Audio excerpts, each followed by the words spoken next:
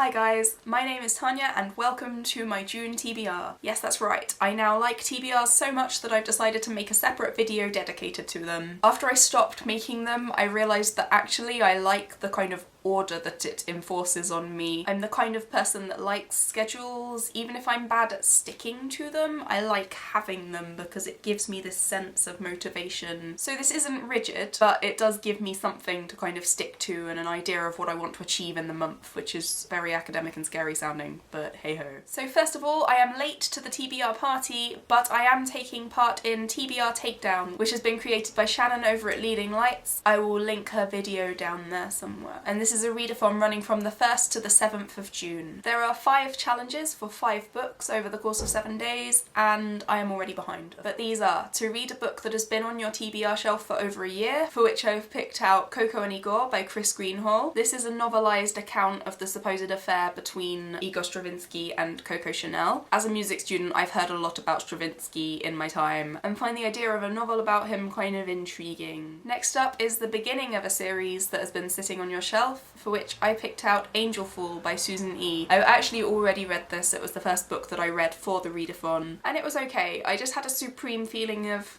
what's going to happen next throughout it, but it was a fun read. The next challenge is to read a sequel from your TBR, for which I have chosen Bridget Jones' Mad About the Boy. This was actually a book that I wanted to read last month, and I kind of put it back a little bit when I saw the challenges for this readathon. The fourth task is to pick up a book outside of your comfort zone, for which I have chosen Cocktail Time by P.G. Wodehouse. I'm a ridiculous person and bought this because it was an offer that got me a stupid amount of Waterstones points, and apparently is something that's really funny and that everyone that likes funny things should have read at some point in their life. So I bought it and I started trying to read it a couple of months ago and did not get on with it. So this is definitely outside of my comfort zone, and hopefully I will get it read this week and get it off of my TBR pile. And finally, we have been asked to read a book from your last haul. I excluded my Little Black Classics habit from this, and it is I'll Give You the Sun by Jandy Nelson. So this is apparently about 2 twins who are torn apart by tragedy, and I am not going to lie to you, it sounds good, but I mainly bought it because it is the first book I have ever seen on which I actually approve of the dyed edges. It just makes it look like this fun big orange brick, and I fell in love with it and bought it because of that. I'm not too upset if I don't get to this book this week, because it is one of 2 books that I bought to try and liven up my TBR shelf a bit, as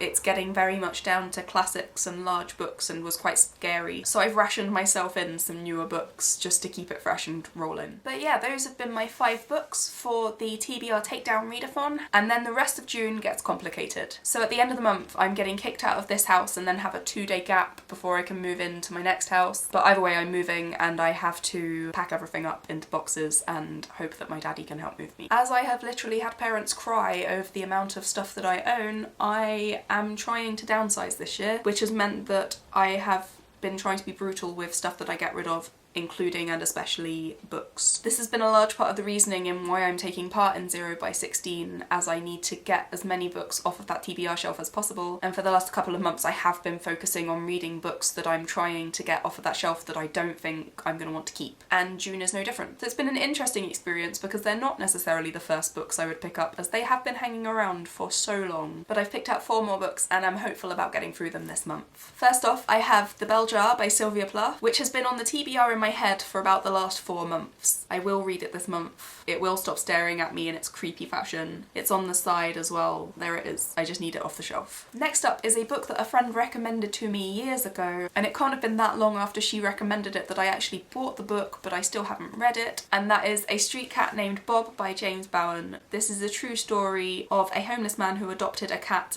/ a cat who adopted a homeless man. And this is not the sort of thing that I normally read, but as it came highly recommended, I thought I should give it a go. Next up, I have a book that was originally on my TBR Takedown readathon as the book that's been on my shelf for over a year, but looking at it, I've been waiting to read this book for so long that I just really wanted to savour it rather than rushing through it and not appreciating it, and that is The Dud Avocado by Elaine Dundee. I've actually wanted to read this since I had a random obsession with avocados in secondary school, and it sounds like it's about a woman in the 1950s who just wants to really get out there and live rather than being restricted, and I'm really excited to actually read it finally. The final book that I have on this this list is The Rosie Project by Graham Simsian. I don't know if that's how you say it. But I picked this up in the charity shop that I volunteer in after hearing quite a lot about it on BookTube, and it's about a guy who hasn't really had much success with the ladies and goes about a project to find himself the perfect wife. Enter Rosie. I didn't really have any strong feelings about this, I just knew that I'd heard a lot about it, and as it's a hardback it would be handy to get it off of the shelf by the time I move, so I am aiming to read that in the month of June. So yeah, those were all the books that I'm planning to read this month. If you're taking part in the TBR takedown, let me know how you're doing, if you have time to stop the reading to watch videos / talk to people. I've actually ended up following a lot more people on Twitter and YouTube thanks to this readathon because it's just been so much fun and I'm just having a really great time with it. So yeah, it's definitely making me feel really positive about readathons. I hope you're having a lovely day. If you are reading a lot, don't forget to drink, don't forget to eat, and I will see you soon. Goodbye!